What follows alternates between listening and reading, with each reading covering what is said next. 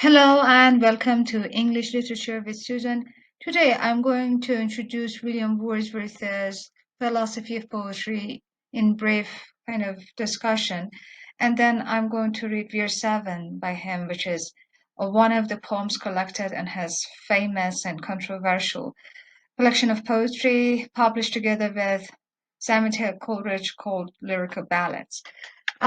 So first, let us check the literary ballad. What is a literary ballad? And in contrast to what definition actually we call this ballad a literary ballad. Actually, we have literary ballads as a contrastive point compared with the folk ballads or the traditional ballads. Traditional ballads were written at the time of the Middle Ages. Many of them are either Scottish or Irish. They were forms of verbal literature. They relied on memory. They were preserved from one generation to another generation via memorization of the poems. So there are various versions of them, and the task of the people was to keep that convention alive. But when the people got literate enough to write them down, to write those poems down, and they were forgotten. So then the people didn't feel the need to memorize them anymore. And gradually, as Renaissance also came up, the people forgotten the idea or the ballads, the traditional ballads, the folk literature format they had in mind until 17th, 18th century that people found a new interest in this genre.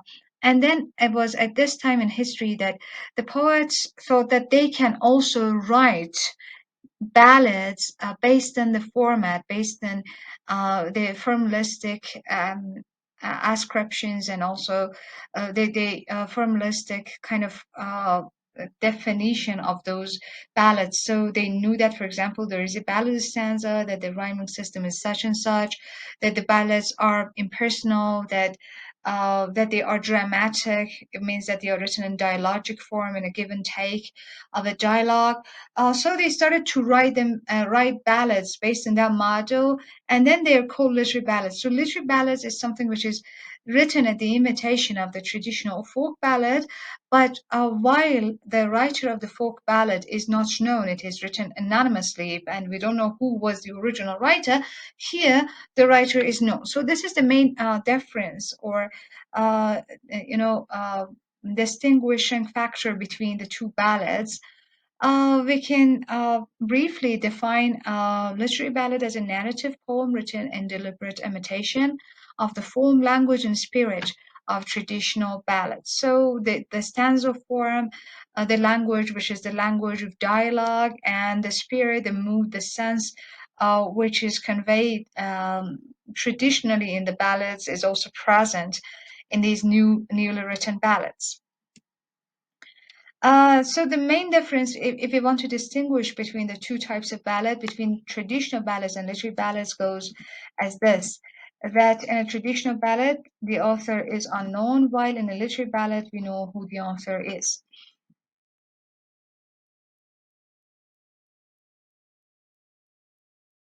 In English literature, ballads especially found a new way into the world and got fashionable in the Romantic period. But of course, the Romantic poets were innovative in everything. They were very creative, so they made some basic and fundamental changes in the very elements of a ballad, in the very the previous definition or the already known, well-known definition of the form. So in England, the best literary ballads, or some of the best literary ballads, were composed in the Romantic period, especially by William Wordsworth and Samuel Taylor Coleridge in that famous volume, Lyrical Ballads. In Lyrical Ballads, which was first published anonymously by Wordsworth and Coleridge in 1798, Wordsworth begins the poem Year 7 by introducing a narrator as an agent and first person teller. And this is one of the reasons that lyrical ballads as a volume and, as a new form of literature stands out. Ballads were supposed to be impersonal, as I mentioned already, that by impersonality of the ballads, the traditional ballads or the literary ones, written in imitation of the folk ballads, the point was that the narrator, the one who just narrated the dialogue of the two main characters or some of the main characters, did not involve himself or herself in the course of action, or he or she didn't provided any commentary. So he would never say that, okay, it was very bad, or oh, if the character has done so, the result would have changed. No, that the narrator is just narrating the story without any interventions in the course of the action. But unlike those ballads, those formerly known ballads, these ballads written by Wordsworth and Coleridge introduced the first person narrator. So this is why one of the reasons, as it is mentioned, that the volume is called Lyrical Ballads. By lyrical, we refer back to lyric poetry, and lyric poetry, by its origins, by its fundamental definitions, is a personal kind of poetry. The lyrical poem is based on the emotions or the description of the state of the mind, the mood, the characteristics of the feeling or the structure of the feeling of the person who is talking, the speaker, the persona of the poem. So here, the poet gets a kind of agency, and this is the main difference between the traditional ballads, whether written by anonymous writers or the new ones written by the known writers of 18th century. So while a traditional ballad is generally narrated without the intervention of the narrator in the course of the events, lyric poem highlights the agency of the narrator in the actions of the story. And even this poem, which we're going to read, Beer 7, is based on a real incident happened one day to William Wordsworth.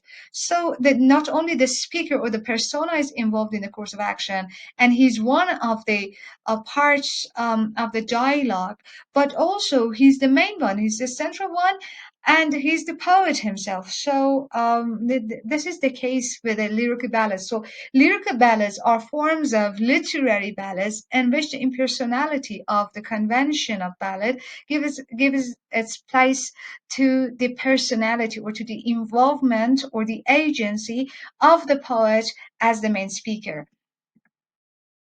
And before going to read the poem, let me just introduce a little bit um, uh, parts of William Wordsworth's philosophy of poetry. William Wordsworth, later on in 1800, wrote a preface to his Lyrical Ballads. In 1800, the volume was once again published, but this time with the name of the authors and them.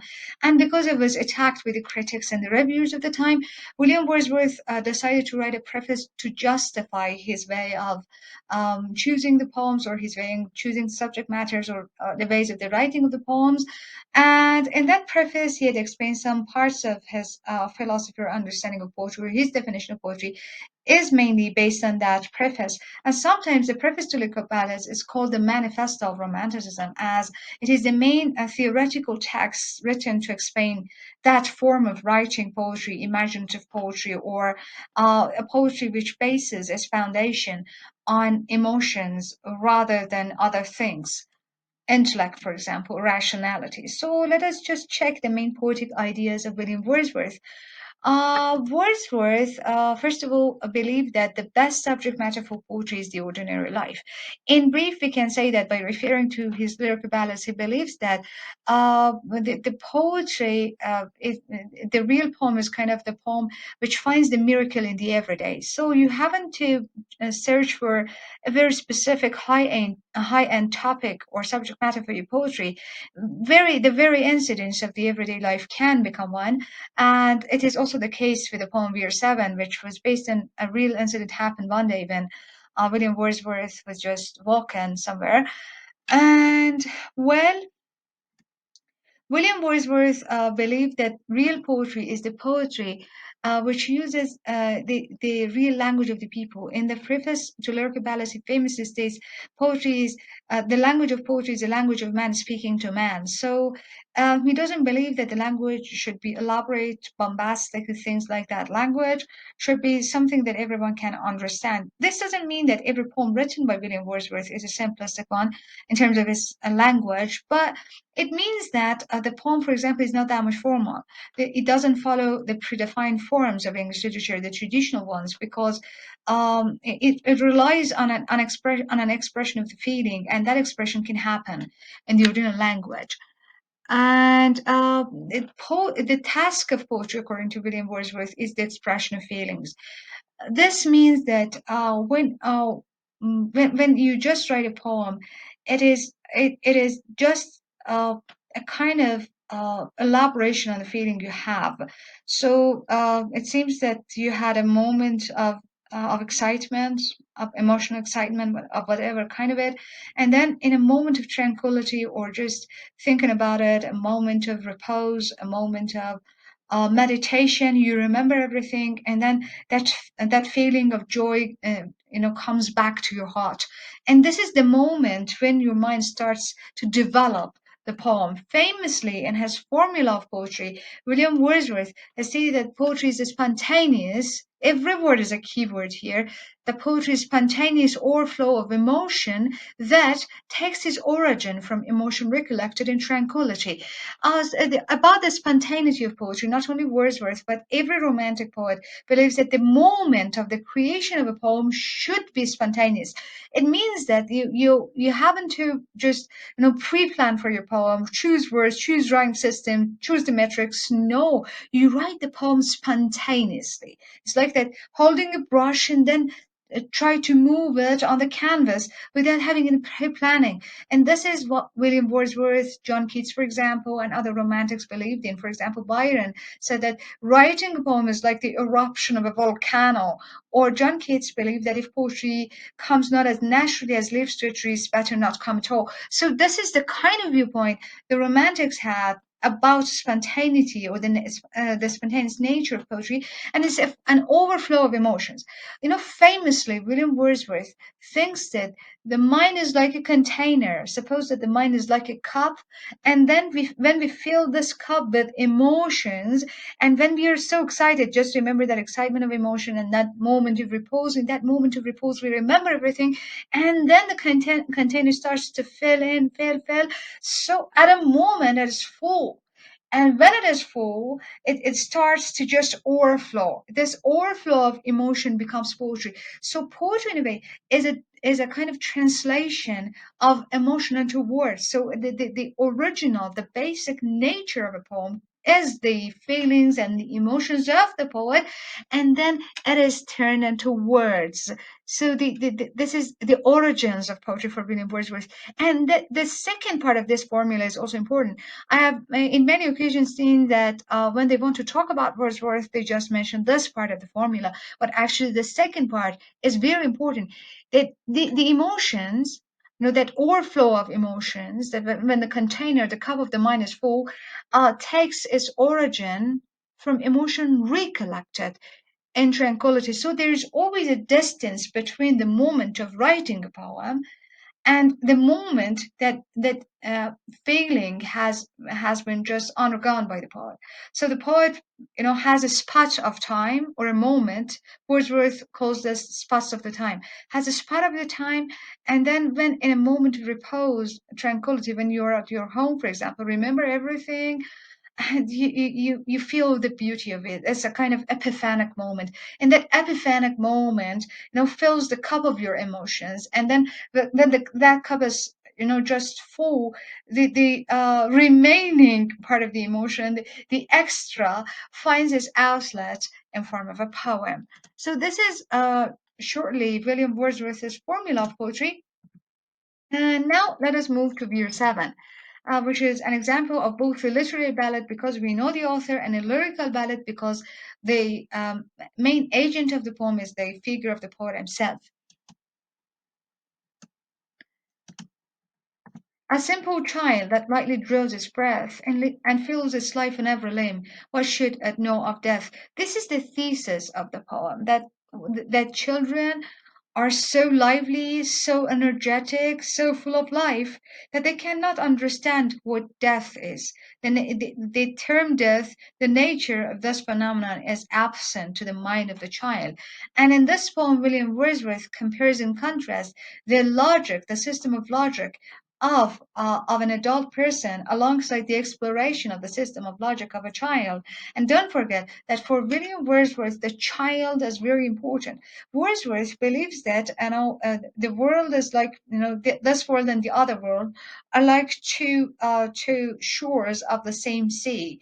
And when we are not yet born, we are on the other side of the shore, but we have a life in there.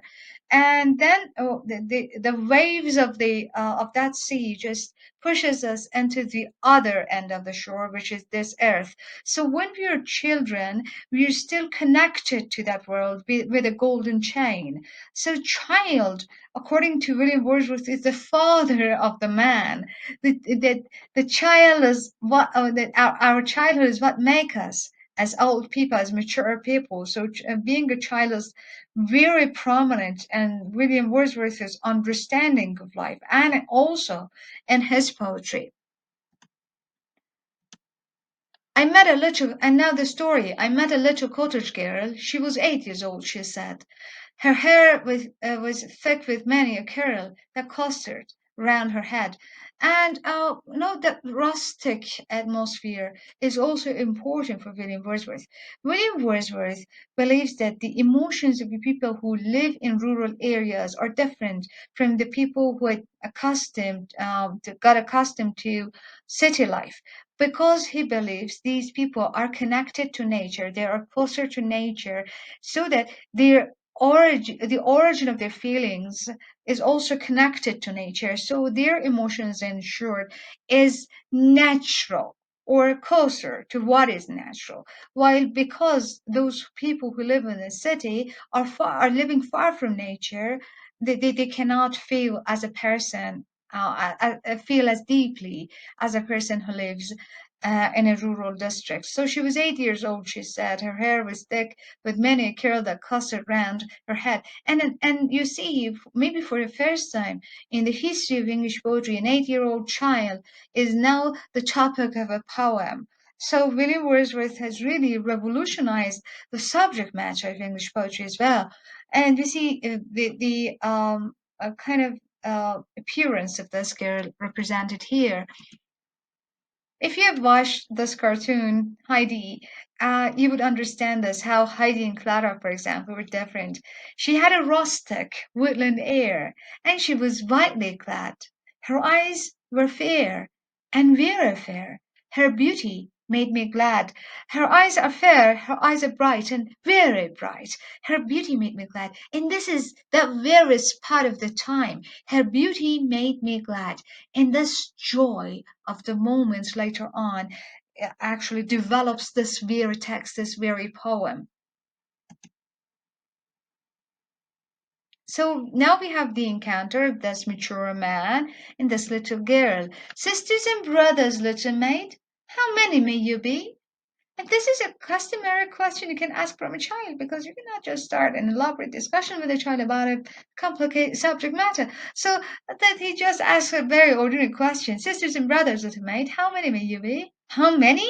7 in all, she said, and wondering looked at me. What type of question is this you're asking? We're 7. And you see how the emphasis is on the word 7, as the sentence started with this word. How many? 7 in all. Let us move. And where are they? I pray you tell. She answered, 7 are we, and 2 of us at Conway door, and 2 are gone to sea. So the girl is here, 2 and 2 makes 5. And once again, you see 7 are we, not we are 7, but 7 are we. And you see the title of the poem is We Are 7. William Wordsworth's viewpoint is that they are 7, so we are 7. But again, 7 are we. The change of emphasis, accentuation. 2 of us, and then she explains, okay, you have questions, you have more questions. How you're 7? Let me tell you. 2 of us in the churchyard lie. My sister and my brother. So the girl knows that what the man is mistaking about. So she explains, she clarifies, two of us in the church should lie. My sister and my brother, they lie there. They are not dead. My sister and my brother, and in the churchyard cottage, I don't near them, but my mother.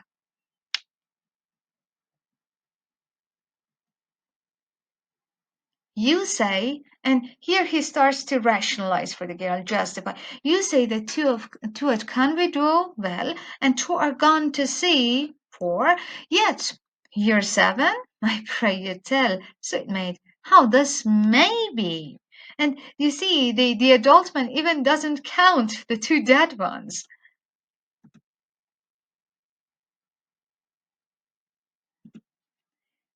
Then did the little maid reply, "Seven." Again, the emphasis on the word seven. Seven boys and girls are we, two of us in the church you lie. She knows, again, the point where the man makes a mistake. Beneath the churchyard tree. And she tries to be more precise. She gives the address. You run about, my little maid. Your limbs, they are alive. You move. You are full of motion and energy. They are not. If two are in the Cheshire laid, and she used lie, but she says laid, then you're only five. So he starts justifying the issue for the child. Their graves are green. They may be seen. The girl says, "Okay, do you have doubts about it? Just go and check. They are there." The little maid replied, "Two steps or more from my mother's door, and they are side by side."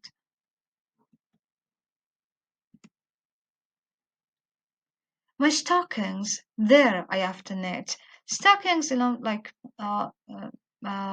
shoes or one kind of dressing or clothing for feet. My stockings, like socks, my stockings there I often knit, my kerchief there I hem, and there upon the ground I sit and sing a song to them, totally alive for her.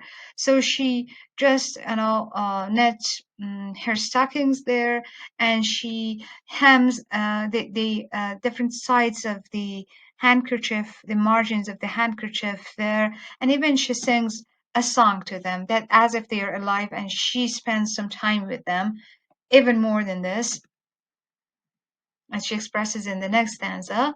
And often after sunset, sir, when it is light and fair, I take my little porringer and eat my supper there. So painful.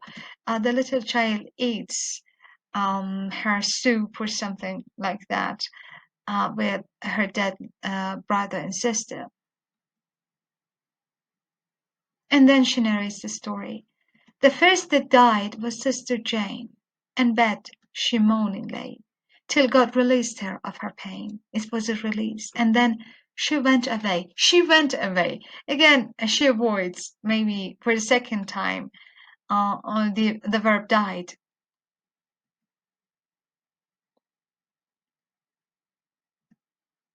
So, in the churchyard she was laid, and when the grass was dry, together round her grave we played, my brother John and I.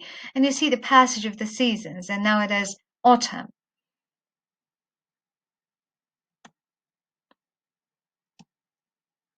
And when the ground was white with the snow, it's winter now, and I could run and slide, my brother John was forced to go, poor child, and he lies by her side.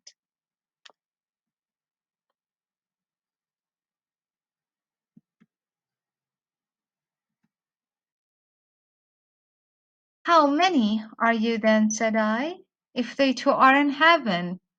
The child doesn't accept that they are in heaven. The child believes that they are on earth. If they two are in heaven, quick was the little maid's reply. Oh, master, we are seven. Why even you are asking again? I have explained to you.